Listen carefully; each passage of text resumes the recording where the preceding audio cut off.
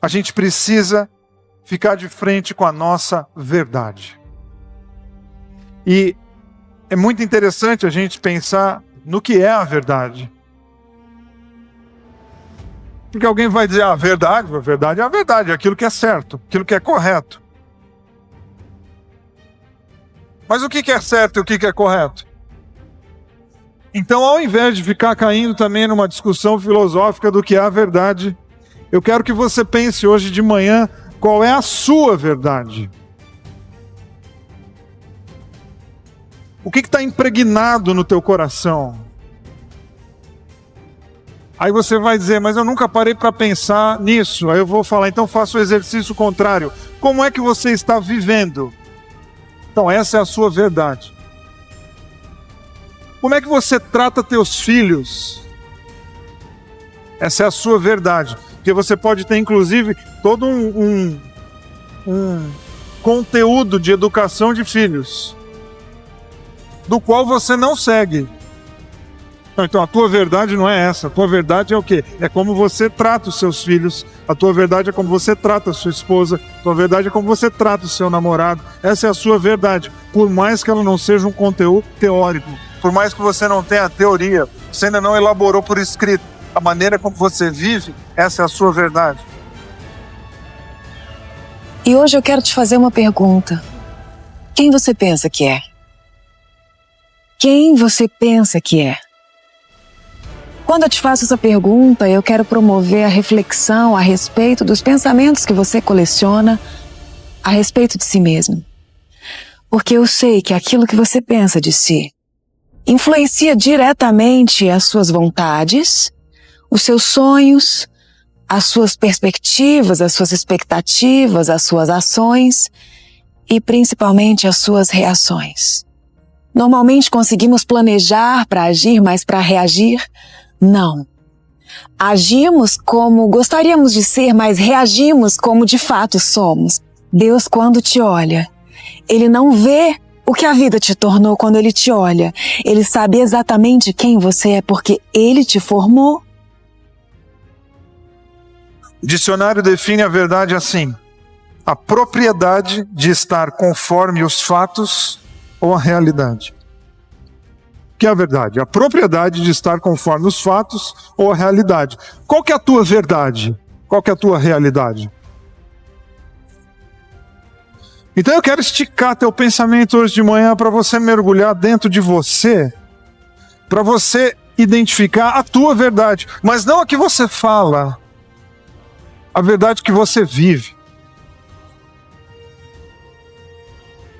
Não é aquilo que você diz, mas é quem você é. É mais do que os lábios professam. É o que o seu coração processa e é para onde os teus pés te levam. Essa é a sua verdade. Porque, repito, sim, existe a possibilidade de professarmos uma coisa e vivermos outra. O ser humano tem essa capacidade. Então eu estou falando com você de verdade enquanto realidade. Quem eu sou? Eu sou eu mesmo. Qual é a minha verdade? O quanto de mim existe em mim mesmo e o quanto de mim nada mais é do que uma luta incansável para satisfazer as expectativas que estão ao meu redor. Que expectativas eu tenho na minha vida que as pessoas cultivam? Eu estou falando usando o pronome pessoal, mas claro, eu não estou falando de mim, eu estou falando de nós. Que expectativas nós temos que a gente deveria atender e que expectativas a gente deveria frustrar? Por isso eu pergunto para você mais uma vez, por mais incômodo que seja, qual é a sua realidade? Quais os conteúdos que você está trazendo para dentro de você? Porque esses conteúdos estão dirigindo o teu dia a dia. Nós precisamos de fato ter encontros com Deus. Isso não pode ser uma vez na nossa vida, isso precisa ser numa sequência. Por quê? Porque a nossa vida não é uma vez. Você não tem tentações uma vez, você não maquinou o mal uma vez, você não lidou com coisas difíceis uma vez, você não recebeu propostas indecentes uma vez. Então o seu encontro com Deus não pode ser uma vez. Ele precisa fazer parte da tua vida. Os encontros nossos com Deus, eles precisam ser uma constante, para que toda hora a gente fique confrontando a verdade que a gente está pegando com a verdade de Deus e colocando sempre as duas para conversar. A minha identidade, quem de fato eu sou. Eu tenho uma verdade que é minha, única. Ou eu sou fruto daquilo que todo mundo espera de mim. E tendo apenas uma vida, quanto tempo eu vou gastar na minha existência para fazer o que Jesus fez aos 30 anos de idade? E olhou para as expectativas que estavam ao seu redor e disse: não, não, não. Eu aviso, quando a gente quebra expectativas ao nosso redor, quem tinha essas expectativas experimenta o sentimento de frustração. E o sentimento subsequente à frustração é precisamente a raiva. É difícil, desafiante, mas maravilhoso tentar descobrir quem eu sou no meio das expectativas que estão postas ao meu redor. Que jogo é esse? Que equilíbrio é esse?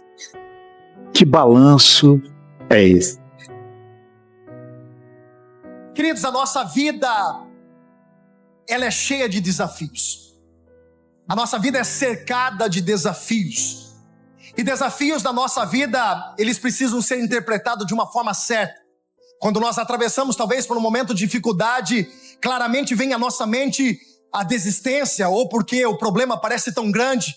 Quando enfrentamos um gigante, como enfrentamos uma batalha muito grande, que aos nossos olhos parece que nós não vamos conseguir, é natural a alma, ou melhor, o nosso físico, o nosso emocional se balançar diante dessa situação. Porque talvez enfrentamos situações que nós nunca enfrentamos uma outra vez. Talvez algo que você está vivendo hoje é algo inédito. Talvez algo que você está passando pelo momento hoje, talvez você nunca tinha presenciado. E você está inserido dentro de um desafio. E há uma possibilidade muito grande de muitas pessoas pararem. E a gente vê isso. Infelizmente, no meio de algumas batalhas, no meio de algumas guerras, no meio de algumas situações, algumas pessoas acabam desistindo, acabam retrocedendo, acabam literalmente abandonando a batalha e retrocedendo. Mas a nossa vida sempre terá batalhas a serem enfrentadas. Só que alguns desafios caem em nós e parece assim, de verdade, nós não vamos aguentar. Tem horas que Deus coloca umas coisas, parece que Deus brinca com a gente. Parece que de vez em quando Deus quer fazer uma pegadinha com a gente e coloca em nós desafios que parece, humanamente, nós não vamos conseguir. Quando recebemos uma notícia ruim, nos abatemos. Até nos curvamos de vez em quando de algumas situações. E é verdade, irmãos, tem hora que a gente se curva porque a porrada é grande. Por isso que Deus disse: Josué, levanta-te.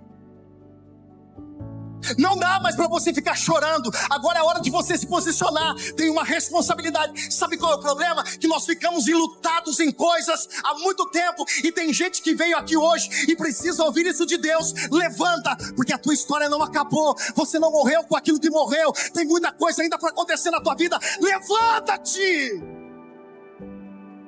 Para tomar decisões, sejam elas favoráveis a mim ou desfavoráveis a mim. Por que é importante sair desse ambiente de coadjuvante e protagonizar no palco da vida? Porque em muitos ambientes de vitória, pessoas persuadiram seu coração e acabaram se destruindo. É da derrota que eu quero te falar. Que a vida também é feita de derrotas. Sua primeira derrota, ela é dura. ela é humilhante, sabe? Como é que eu procedo no momento de adversidade? Vamos embora, porque cada dia traz consigo uma batalha. Cada mudança de fase traz consigo suas demandas. Se nós queremos mudar de vida, gente, em qualquer área que seja, nós precisamos de uma coisa: colocar Deus em primeiro lugar. Você tem um problema, está enfrentando não tenha medo dele, Deus é contigo. Se você não resolver problema enquanto está pequeno, meu filho, ele vai crescer e vai pegar você. Não fica brincando com o problema, não. Primeiro eu identifico o problema, depois eu. Porque você quer prosseguir na vida, meu filho, reúna as forças que você tem e marche de volta, enfrente o seu problema, porque Deus vai te dar vitória. Eu vi uma frase, e essa frase brotou no meu coração, uma busca de uma mensagem. A mensagem estava no caminhão de bombeiros. First in, last out. O que significa? Primeiro a entrar, último a sair. Essa palavra, essa frase, ela veio com uma flecha no meu coração. Primeiro a entrar, o último a sair. Quando eu olhei isso e você sabe o que um bombeiro faz, o bombeiro entra num cenário onde ninguém quer entrar. E ele não sai de lá enquanto todos aqueles que estiverem saiam primeiro do que ele.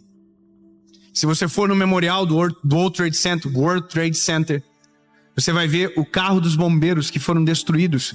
Você vai ver o nome dos milhares de bombeiros que entraram e nunca saíram. Mas os nomes estão no Hall da Fama dos Heróis dos Estados Unidos. Está lá. Eles entraram, não conseguiram sair, mas na verdade saíram para uma existência permanente. Mas isso é muito forte. E aí o Senhor me deu uma palavra. A palavra começou com uma direção. E a primeira direção que o Senhor me deu é que para viver é necessário ter coragem. Para entrar nas batalhas da vida é necessário ter coragem. Tempos difíceis geram homens fortes. Homens fortes geram tempos fáceis. Mas tempos fáceis geram homens fracos. Homens fracos geram tempos difíceis. E tempos difíceis geram homens fortes. É cíclico. O desafio que a gente enfrenta hoje é que nos dá a força para lutar com a vida amanhã. É necessário ser provado, é necessário, batalhar, é necessário lutar. Mas para isso acontecer, a gente precisa ter coragem. Só que eu entendi uma coisa, que normalmente nós somos fruto da geração. Normalmente não, isso é normal. Nós somos fruto de uma geração que veio antes. Então, se a geração que veio antes era uma geração forte e nos proporcionou uma vida fácil, talvez a gente seja mais leve, mais easy. Mas se o que veio antes foi muito difícil, a gente seja extremamente forte. Só que agora, como extremamente fortes somos, talvez queremos facilitar para os nossos filhos. E aí mora o perigo. Porque tudo aquilo que nos custou caro para os nossos filhos é de graça. Tudo aquilo que custou suor e lágrimas para eles é simples. O que para nós tinha preço, para os nossos filhos nem significado tem. E esse é o perigo de uma geração que conseguiu virar. Mas existe o pior nisso tudo, é quando nós somos a geração que vem após aqueles que fracassaram. Como viver em paz? Como vencer a ansiedade? Como ter descanso nesse mundo cheio de sofrimento, de dor e de contrariedade? Há uma ansiedade que é resultado de problemas físicos, de constituição. Tem gente que tem uma índole ansiosa, tem gente que precisa de fato de orientação médica por causa da ansiedade. Mas boa parte da nossa ansiedade tem um fundo espiritual. É falta de confiança em Deus. É falta de descansar em Deus e deixar o futuro na mão de Deus. Viver ansioso, além de ser ruim para todo mundo que está ao nosso redor, não é bom viver com gente que vive ansiosa. Não é? A pessoa fica irritadiça, abatida, pavio curto, diz coisas e toma decisões precipitadas, não dorme de noite. Além do sofrimento que ela tem, ela traz problemas também, sofrimento para outros. Boa parte da nossa ansiedade é porque nós não oramos. nós não levamos diante de Deus, não gastamos tempo diante de Deus, colocando aos pés da cruz aquilo que nos aflige, o futuro, os filhos, os negócios, a saúde e qualquer outra coisa que ameaça tirar a nossa paz. Para não vivermos ansiosos, ore, busque a Deus, gaste tempo com Ele. A paz de Deus guardando a minha mente e o meu coração quando as coisas estão ruins lá fora, quando eu estou passando uma série de problemas, aquela tranquilidade interior, aquela sensação de paz e descanso em Deus, mesmo quando tudo está indo errado. Então a primeira coisa que você tem que fazer é orar, fazer conhecida as suas aflições, a sua angústia, a sua dor diante de Deus. Boa parte das nossas emoções, se não todas, elas são decorrentes daquilo que nós pensamos. Quando você começa a pensar num ente querido que faleceu, vem o sentimento de saudade, de dor. Quando você começa a pensar num problema que você vai ter que resolver amanhã, a ansiedade começa a subir no seu coração. Quando você começa a pensar naquelas notas promissórias e naqueles pagamentos que você vai ter que fazer daqui a um mês, e você olha a conta bancária, sobe aquela coisa no coração. As emoções, elas são resultado daquilo que você pensa. Se você ocupa a sua cabeça, se você ocupa o seu coração com as angústias dessa vida, se você ocupa o seu coração com aquilo que não edifica, se sua mente está trabalhando o tempo todo com estas coisas, nunca que você vai experimentar a paz de Deus no seu coração. Para você fazer com que a sua mente esteja no lugar certo, há uma série de coisas que você pode fazer em termos práticos. A sua cabeça é muito daquilo que você lê e daquilo que você vê. Se você passa o dia diante da televisão, se você passa o dia diante do Facebook, se você passa o dia diante das mídias sociais, vendo porcaria, vendo impureza, vendo mentira, vendo a glória humana, as coisas desse mundo, a sua mente vai se ocupar destas coisas. Mas se você coloca na sua cabeça a palavra de Deus, leitura de bons livros, ouvir coisas boas, boas pregações, se você alimenta a sua mente com aquilo que vem de Deus, a paz de Deus vai encher o seu coração. Mas se você passa o dia enchendo a sua mente com aquilo que não edifica, aquilo que não contribui, com aquilo que é contrário à palavra de Deus, não é à toa que você vive angustiado. Não é à toa que você não tem paz, que o seu coração é um turbilhão o tempo todo. Quer ter paz com Deus? Primeiro, ore. Segundo, pense. Encha sua mente, ocupe a sua mente com aquelas coisas que de fato edificam e vêm da palavra de Deus. Mas há uma terceira coisa que Paulo diz aqui, se a gente quer ter paz, é que nós temos que praticar aquilo que é correto. Orar, pensar, praticar.